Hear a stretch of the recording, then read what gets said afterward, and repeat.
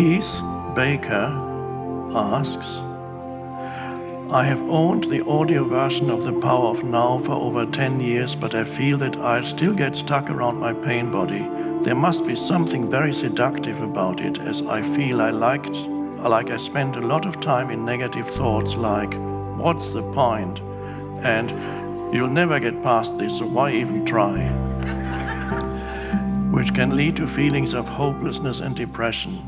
I've read that emotions generate chemical compounds in the brain which can be addictive, like drugs, so that it's possible to be addicted to negative thinking in a sense, and I think I suffer from that addiction. Do you have any insights as to how to break free? And above the summary of the process for dealing with the pain body on page 33 of your book.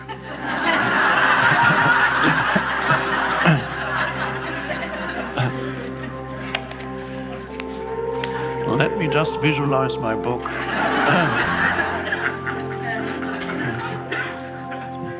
It's not working.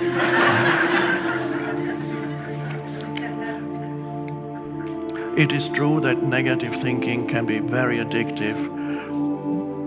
From my point of view, it is not caused by the chemical that's generated in the brain, although I do not deny that the chemicals in the body very often reflect certain things that happen on the mental emotional level. But what comes first, the chicken or the egg? So if you become very angry, of course there are certain chemicals that are released in the body, and if you become peaceful, then they go. The addiction is not in the chemical, I don't deny that there is a chemical component to emotional states, but it is the addiction to negative thinking. And the addiction to negative thinking is usually connected to the pain body, which is the emotional field that feels fed, fueled by the negative thinking. So addiction means it feels, on some level, it feels good. If you're addicted to something, on some level, it feels good. If you're addicted to alcohol, the drinking feels good while you drink, not afterwards, but while you drink. So if you're addicted, to whom does it feel good? Not to you, not to the physical body, because the physical body suffers through it, but to the pain body. This emotion loves to get more of the same energy by generating further negative thinking in your mind. And it feeds on it because it doesn't get enough food through the drama in your relationship.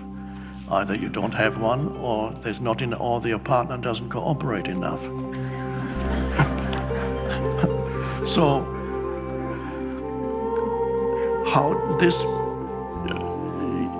you are aware of these negative thoughts that you mentioned that are repetitive and happen frequently. You give 2 examples. One is, you'll never get past this, so why even try? And what's the point? It's another one. And there are probably others. So you are aware of these thoughts, but it seems that you are not aware in the moment that these thoughts arise. You are aware retrospectively. After the thoughts, you realize, there was that thought again. The question is whether there's enough presence in you to be aware in the moment or immediately after a thought of that kind arises, to notice it, to notice also its futility, to notice its repetitiveness, to notice its pointlessness, its untruths, to notice that you don't want it because you don't want it. When you notice it, you are the awareness, and you as the awareness don't want it. The pain body wants it. So the awareness has to come in so that you break the link between your pain body and your thought processes. That is the key, is to sever the link between your thought processes and the pain body. In order to sever the link between those, there needs to be enough awareness presence. Only the presence can sever the link. The presence comes in, and so you no longer, the emotion is no longer controlling your thought activity. That's the key. And that's the beginning of the end of that vicious circle that otherwise will take over your life.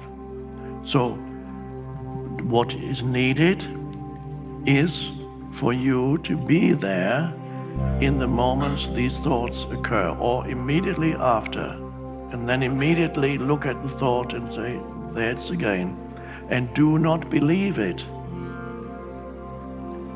You know, some of you, or many of you might know Byron Katie's work, and Byron Katie's work questions your thoughts, and that's a wonderful thing, so that you no longer believe every thought that comes into your head. What's the point if you believe it?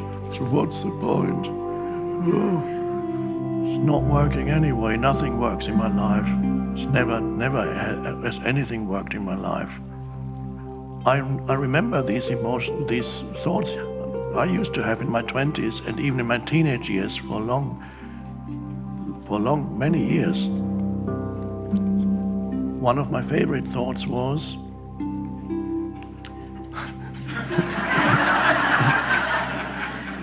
bad things always to happen to me, of course, it's bound to happen to me, it's always to me, always bad things happen to me.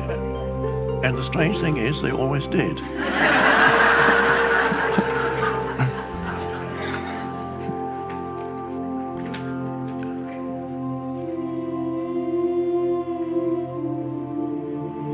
There was my early awakening, an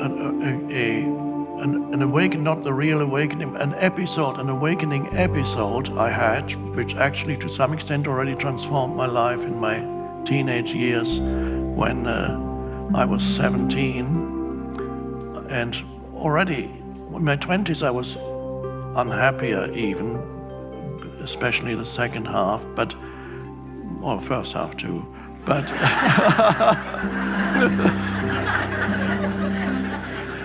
but in my teenage years, I had such thoughts like, of course, bad things always happen to you. And there was a lot of anger and resentment about life. And the first awakening came when I was living in Spain with my dad, and a woman left some books with us. She was going back to her country, German books.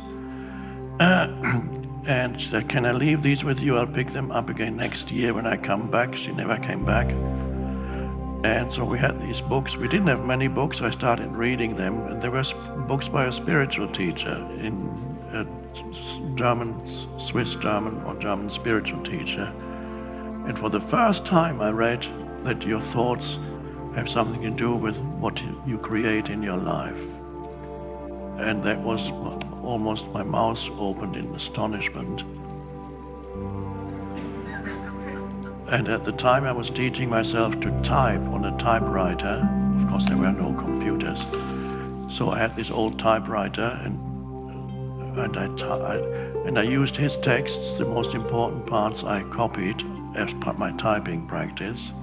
How your thinking, you manifest through your thinking, you manifest outer reality, and how you can change outer reality through changing your thinking. Wow. And I practiced it and it worked. My greatest desire was to leave home, and a year later an opportunity opened up for me to go to England. And it would never have happened if I had not, I know it was the result of practicing changing my thoughts. So that was one wonderful opening. And then I was fine for a while, and then gradually I forgot about it, and for other reasons more and more unhappiness accumulated again. But that was a temporary breakthrough, an amazing realization.